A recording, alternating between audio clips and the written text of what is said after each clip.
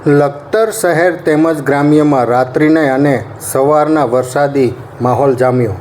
લખતર શહેર તેમજ ગ્રામ્યમાં રાત્રિના સમય અને વહેલી સવારથી ધોધમાર વરસાદ પડતા નીચાણવાળા વિસ્તારમાં પાણી ભરાયા. એક મકાન દિવાલ ધરાશય. લખતર શહેરમાં ભૈરવપરા વિસ્તારમાં મફતિયાપરા વિસ્તાર, રબારી વાસ તેમજ કૃષ્ણનગર સોસાયટી જેવા વિસ્તારોમાં ભારે વરસાદને લઈ પાણી ભરાયા.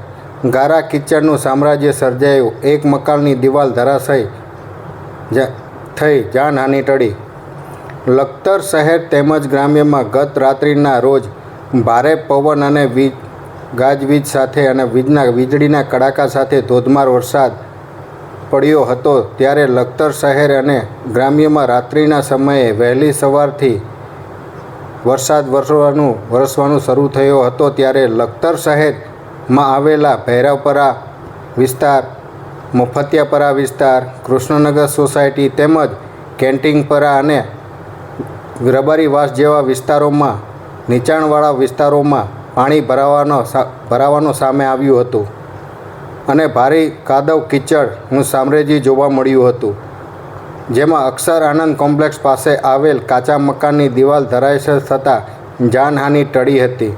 લખતર શહેરના રહીશો દ્વારા અનેકો વાર ગ્રામ પંચાયત, તાલુકા પંચાયત, મામલતદાર ખાતે વારંવાર લેખિત અને મૌખિક રજૂઆત કરવા છતાં આજ દિવસ સુધી કોઈ જ કાર્યવાહી કરવામાં આવી નથી અને મફતિયાપરામાં પાણી ભરાવાનો નિકાલ કરવામાં આવ્યો નથી. ત્યારે લખતર શહેર આનંદ કોમ્પ્લેક્સ પાસે આવેલ કાચા મકાનની દિવાલ ધરાશય થવા પામી હતી. જ્યારે દિવાલ ધરાશય થઈ ત્યારે જાનહાનિ ટળી હતી અને આબાદ બચાવ લોકોનો થવા પામ્યો હતો. જે મકાન પૂર્વ લખતર તાલુકા ભાજપ પ્રમુખનું હોવાનું સામે આવ્યું હતું. દિવાલ ધરાશય થતાં જાનહાનિ ટળી હતી.